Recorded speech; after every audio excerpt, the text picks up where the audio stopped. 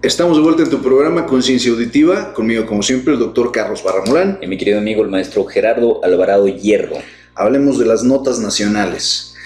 Bueno, esta semana en particular la ONU, Aristegui Noticias y MBS Noticias también señalan las graves violaciones a los derechos humanos y sobre todo de esta chica Carmen. Seguramente notaste esta particular noticia. No Hay una chica que fue violada por un chico también menor de edad. Ella me parece que tiene 16 años. El chico la golpea, la intenta violar, de hecho no la violó, la intenta violar, y ante la golpiza después se la lleva a una especie de cuartito, una cosa así. La niña se alcanza a zafar por nada y aparece toda golpeada en redes sociales. La policía le dice que no puede hacer absolutamente nada. Resulta ser que el chico es un hijo de un político. Lo dejan libre, se empieza un proceso y después de todo este proceso determinaron que las lesiones no son mayores a 15 días o no son lesiones realmente importantes. Y por lo tanto no hay punidad de... Nada, le acreditaron algo así como 1,500 pesos de reparación del daño y eso fue todo. Pero y la cuestión psíquica de verse angustiada y... Resulta ser que en el estado donde ocurrió el hecho no existe daño moral y por lo tanto no hay un daño que se considere superviniente más allá del daño físico, del resultado de la conducta ilícita. Brutal, como que viene a la mente la cuestión de los porquis, ¿no?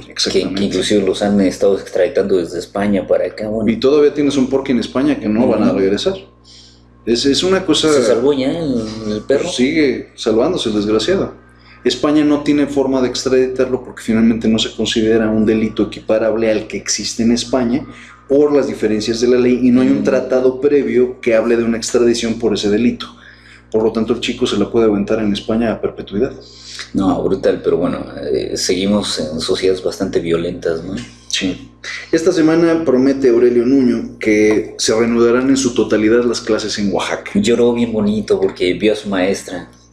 Y por supuesto le hacen la crítica de la gente que estuvo, bueno, la escuela donde estuvo Nuño, hacen la crítica de cómo es posible que este señor tenga tantos trazos tan verticales, sea tan soberbio, no se asuma como parte de un proceso educativo, etcétera, etcétera, y pues Nuño la sigue regando.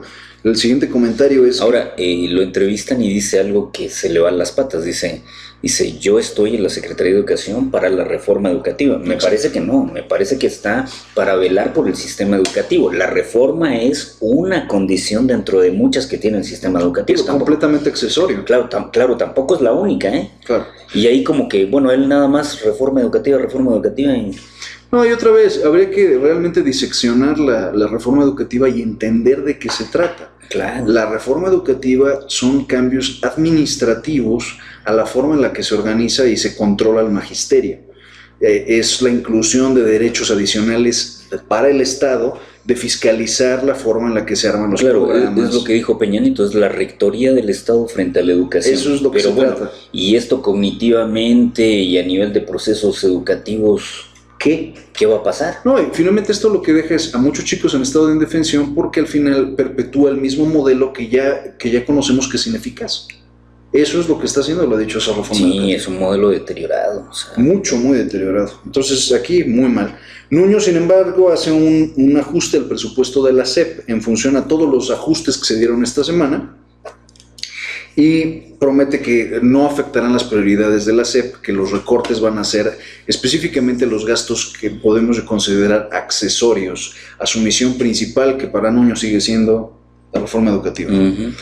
Esta semana la nota de la semana tuvo que haber sido la salida de Luis Videgaray, y habría que hacer la cura de por qué sale Luis Videgaray de la Secretaría de Hacienda y Crédito Público. Ok, a mí me parece que hay varias condiciones. En primera, habíamos hablado dentro de múltiples programas que hemos hecho sobre que este sexenio es un sexenio que está en crisis, es un sexenio que después de Ayotzinapa parece que se hubiese fracturado ya no solamente en credibilidad, confianza, me parece que gobernabilidad, sino que tampoco no tiene muchas medidas para dónde dar.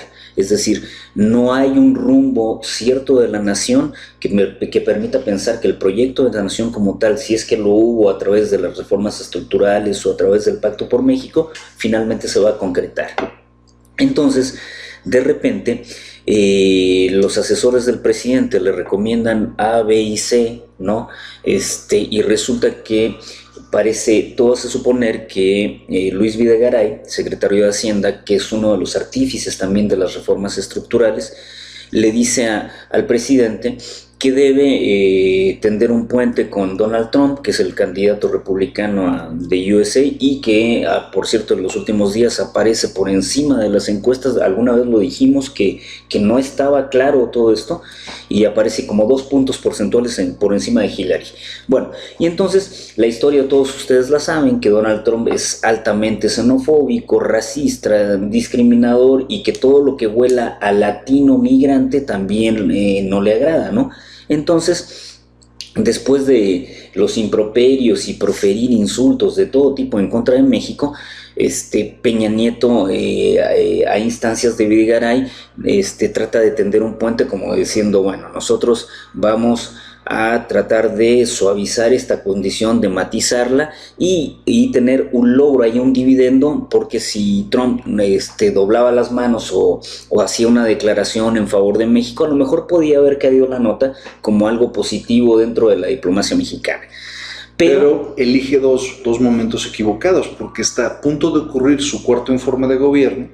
Que debió haber arribado, claro, debió haber arribado el informe con toda la tranquilidad, con toda la serenidad del escenario en México, ¿no? O sea, no meter ninguna variable que pudiera alterarlo. Exacto. ¿No? Pero aquí hay muchos errores, y eso otra vez es una consecución de errores, uno tras otro, tras otro, tras otro.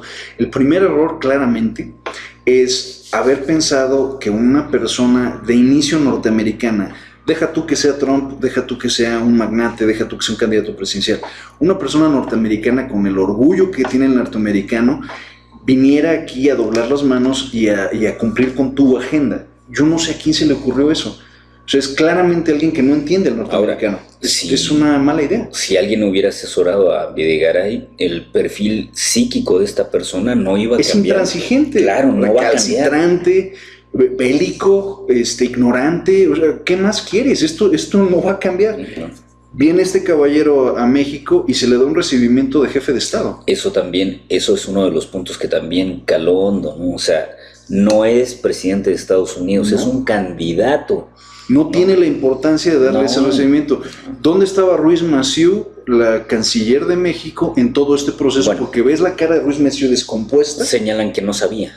Descompuesta completamente. Enfrente, como tratando de no decir absolutamente nada, pero apretando la quijada, ¿no? Claro. Fue una traición total para ella también. Se desayuna con la noticia de que el fulano está en México, ¿no? O sea, brutal, y máxime que ella tiene el poder de la Cancillería finalmente, entonces muy delicado. Peor aún, se hace una reunión a puerta cerrada. ¿A quién se le ocurre hacer una reunión a puerta cerrada? O sea, ¿qué es lo que le vas a decir a Donald Trump, mi presidente mexicano que no habla inglés? ¿Qué le va a decir a Donald Trump? No me puedo imaginar cómo ocurrió esa conversación. Y después hacen declaratorias, y las declaratorias de Peña son tibias, de acuerdo al script.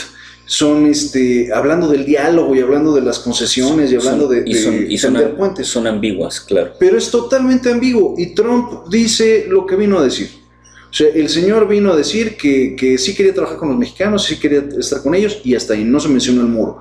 Lo primero que hace 2 horas más tarde al llegar a Arizona es decir, sí se va a hacer un muro, México va a pagar por el muro, nada más que todavía no lo saben. ¿De verdad? Este fue el sujeto que 2 horas antes estuvo con nosotros y se comportó de una forma civilizada, y luego salen todas las reacciones. Sale Iñárritu haciendo algún comentario que lo que más rescato de la carta de Iñárritu es decirle a Peña Nieto, acabas de dar lo último que te quedaba de dignidad. De dignidad, o sea, perdimos territorio y ahora lo último que nos quedaba era esto. O sea, es increíble, ¿no? No puede ser que te están tratando de ver los calzones y más te agachas. Ahora, ¿qué es lo que pudo haber pasado en la conversación que tuvieron? Que a lo mejor Trump escuchara lo que decía el traductor, claro, y bueno, bien sí. Por ti. Bien por ti. Y ya. Esto es muy peligroso porque voy a pensar en una persona que no tiene un mínimo concepto de la historia, un mínimo interés en la historia. Mexicanos, estadounidenses, todavía tenemos Sí, es tan ignorante el cabrón de Trump que cuando pasa lo del Brexit le preguntan qué opinión le merece el Brexit, no sabía. No sé. Es como lo que le pasa ahora a Gary Johnson, que es un candidato alterno del partido que le llaman Partido Libertario norteamericano, en donde le preguntaron por Alepo, ¿no? Que es la segunda ciudad de Siria en importancia y que tiene climáticamente una de las mayores devastaciones dentro de la guerra civil que está aconteciendo, y el fulano tampoco sabe, ¿no? Y es candidato a la presidencia de los Estados Unidos. Entonces, o sea, las cosas son brutales. Falta de un concepto mínimo de la historia, quiere decir que esta persona no entiende cómo tiranos como Hitler, recalcitrantes, tercos, con más oratoria, con un discurso xenofóbico, cruel incluso, llegan al poder y después empiezan a tomar decisiones que en el fondo la gente también aprueba. El estadounidense promedio es un estadounidense racista, siendo totalmente honesto. E ignorante, ¿no? E ignorante. Si tú al estadounidense promedio le propones, vamos a invadir México, vamos a obligarlos a que paguen todo lo que nos deben ahora y les cortamos el agua y se acabó esto, hay efectos muy negativos, devastadores, que no solo vienen para México, vienen para toda América Latina, por la idea torcida de una persona que quizá despierte en ese momento ideas torcidas que ya están latentes en la gente ahí. Tomemos esto en cuenta. Un presidente ya no es tan poderoso como para que la palabra del presidente se vuelva ley. Ya no lo es. En un país como Estados Unidos, el presidente solo tiene determinado poder. Y tiene contrapeso el Congreso. Muchos contrapesos. El Parlamento bajo y el Parlamento alto, tanto los senadores como los congresistas en Estados Unidos, le ponen muchos frenos al poder del presidente. No decide estrictamente. No decide estrictamente.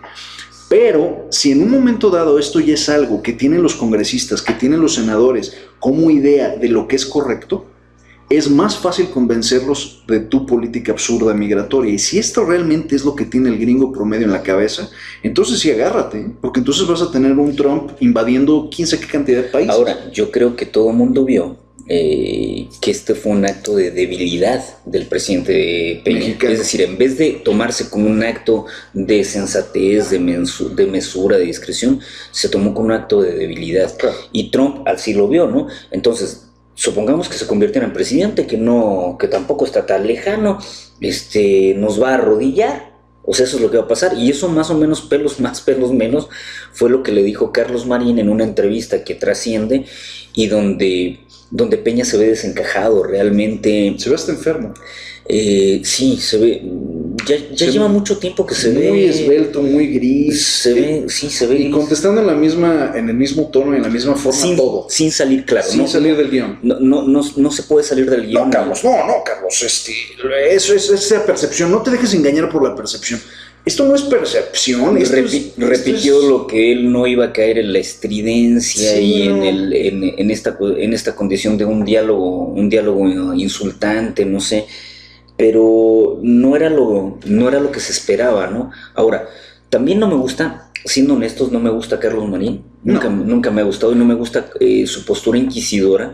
Y me parece que tampoco es lo que dice al final, lo que esperábamos los mexicanos era que le mentara a su madre. No, esperábamos no recibirlo, me parece, no recibirlo, y que se fijara una postura del gobierno mexicano y dijera, nos parece que nadie tiene el derecho a insultar a ningún país. Fíjate, ¿no? Una cosa así. En estas cuestiones históricas, el presidente mexicano que sí hizo lo que Carlos Marín quería que se hiciera fue curiosamente José López Portillo, cuando se invita a Jimmy Carter a México durante la guerra sino durante la crisis de petróleo de la OPEP, más o menos por el 76, 77 más o menos, cuando la crisis estaba muy fuerte. Y que el cacahuatero era como tibio, ¿no? Muy tibio. En relación a Trump. En relación a Trump era muy tibio. Y cuando llegó aquí Jimmy Carter, José López Portillo lo superhumilló. Está bien. Tuvo 2 veces nominado al Nobel de la Paz y no se lo han dado. José López Portillo lo humilló, o sea, lo trató con la punta del pie, y saliendo de ahí hay un comentario de Reyes Heroles, porque esa fue una de las fracciones de la que ya rompió con Reyes Heroles. Reyes Heroles en sus memorias comenta que Jolopo lo ve y que Jolopo le dice, me lo chingué. Poquito después de eso, cuando estábamos a punto de firmar un pacto que nos iba a convertir en el proveedor exclusivo de Estados Unidos, el pacto nunca se hizo, precisamente porque le explicaron a Jimmy Carter cómo fue que lo enviaron y cómo fue que lo humillaron. A la salida de Jimmy y a la entrada a Estados Unidos, una frase inmortalizó todo este aspecto, que fue: Jimmy Carter al llegar a Estados Unidos le preguntan cómo estuvo todo, y Jimmy dijo: todo estuvo muy bien, salvo por el agua. El agua es la venganza de Moctezuma, me enfermé del estómago. Ese comentario tan sencillo de Jimmy Carter es al día de hoy una especie de mantra en el americano que viaja a México. Lo primero que el americano se recomienda, un americano a otro, para viajar a México es: sí, pero no tomes el agua. Es que no puedo tomar el agua de la llave si no es potable. Deja tú del agua. O sea, no. la metáfora. La metáfora al final viene a ser el que hay algo tóxico en esta tierra. Y eso es con lo que se quedaron los americanos en esa lógica. O sea, el efecto todavía reverbera 30 años después por el capricho de un pendejo. Y aquí, si nos ponemos a este punto, todavía no hemos visto el final de esta historia y de cómo va a reverberar esta actuación pusilánime del presidente mexicano, agachista, tibio. Eso es lo que le reclaman. Uh-huh. Eso es lo que le estamos reclamando, porque esto nos deja en el plano geopolítico como una nación debilitada. Claro. Y fulano pierde otros 4 puntos porcentuales en su tasa de aprobación. Peña está ya oficialmente en los 19%, o sea, solo 2 de cada 10 mexicanos están de acuerdo con Peña. Le van a poner el dólar porque el dólar ya está en 19.20. Exactamente, o sea, él está con aprobación de dólar. Este gobierno que ha sido responsable de tantas vejaciones de derechos humanos, que ha sido responsable de llevar el peso de 13.20 que empezó el sexenio a los 18.80, 19 pesos que está en este momento, y que no vemos una forma de continuidad en nada. Y que ahora aceptaría la vejación de otro gobernante. De otro gobernante. Bueno, o sea, y la soberanía, lo último que podíamos defender, lo que ahora protege el Estado por nosotros, ni la soberanía protegemos. Todo arriba al punto en el que esta semana me parece que fue los 3 secretarios presentaron sus respectivas renuncias. 2. Miguel Osorio presenta su renuncia, la presenta Videgaray y la presenta también Ruiz Massieu. Sí, y no se las aceptan, ¿no? O sea, nada más a Videgaray es el único que paga el costo, ¿no? Por ahí señalan que Osorio se ofrecía a pagar el costo de todo lo que había provocado la visita. Al final egresa Videgaray y asume José Antonio Meade, ¿no? El secretario de secretarios. Claro, porque ha tenido una cantidad de encargos, ¿no? Estas son 5 secretarías. Habría que ver si va a ser viable para la presidencia de la República. No, ya lo señalan como presidenciable. Antes lo era más desde Sedesol. Aquí la jugada era, desde hace 20 años, lo que había sido en los 70 y en los 60, que el secretario de Gobernación se convertía en el presidente, era el ungido.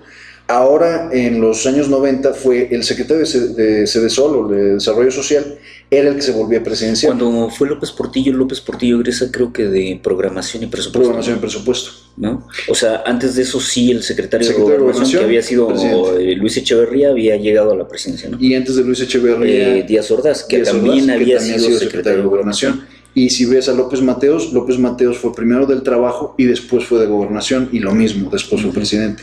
O sea, al final era una tradición y se va por ese esquema. Es que lo que pasa es que la cartera de Gobernación tiene que ver con la política interna, entonces se supone que quien maneja muy bien la política interna tiene todos los trazos para manejar. Y la política interna involucra seguridad, involucra organización de los gobernadores, cómo tienen cintura los gobernadores, pero sobre todo la Secretaría de Gobierno o de Gobernación involucra inteligencia. Claro, que los gobernadores ahora cobraron fuerza, ¿no? O sea, tienen mayor fuerza que históricamente la tuvieron. Y sin embargo, en este punto ya no se ha oído nada de la CONAGO. No. La CONAGO se cayó durante prácticamente un año. Sí. O sea, la CONAGO fue cuando Peña se trató de meter a la CONAGO y ser cuatito de la CONAGO, y la CONAGO iba a recibir su figura jurídica como tal. Detuvieron todo proceso y simplemente la CONAGO se separó. Uh-huh. La CONAGO pudo haberse convertido en un órgano de gobierno más, que pudo haber sido un contrapeso para los partidos políticos en el momento de nombrar al candidato. Y sin embargo la CONAGO se diluyó. En este punto lo que podemos decir es, para mí, yo creo que a Miguel Osorio no le conviene la idea de quedarse en gobernación, porque le resta perfil. Le da mucho perfil a Meade volverse el secretario de Hacienda, aunque creo que es un secretario de Hacienda que entra sin las herramientas para hacer nada trascendente. O sea, Y como que mucho más en el plano de un tecnócrata que de un Nada político, ¿no? O sea, Sí, como alguien no lo veo. que maneja. Ahora, entra y entra con un revés, ¿no? El reajuste del presupuesto para él también es un revés, ¿no? y es un revés fuerte. Y luego habrá que pensar en Luis Miranda, y Luis Miranda era el operador político de Peña en el Estado de México, y ahora lo quiere de operador político, pero en Sedesol. Yo creo que el que se vuelve presidenciable sin hacer mucho ruido es Luis Miranda, muy presidenciable. Y ojalá y no sea esa la estrategia de Peña, porque si la estrategia de Peña es postular a Luis Miranda, ya sea para la gubernatura del Estado de México o para la presidencia de la República, las dos las pierde.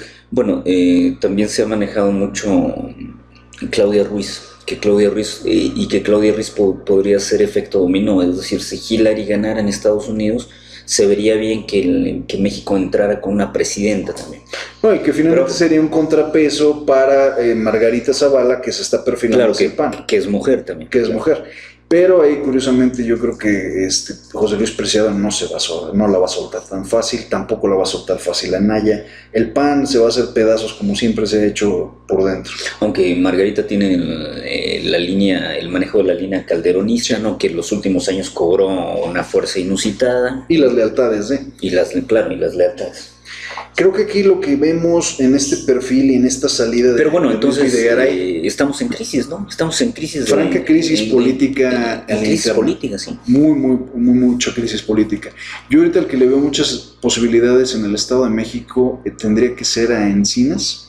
Encinas se perfila para ser el candidato del PRD y probablemente si son astutos en el PAN, lo lanzan en alianza o en coalición del PRD con el PAN, no importa quién les ponga, ganaría Encinas tranquilamente.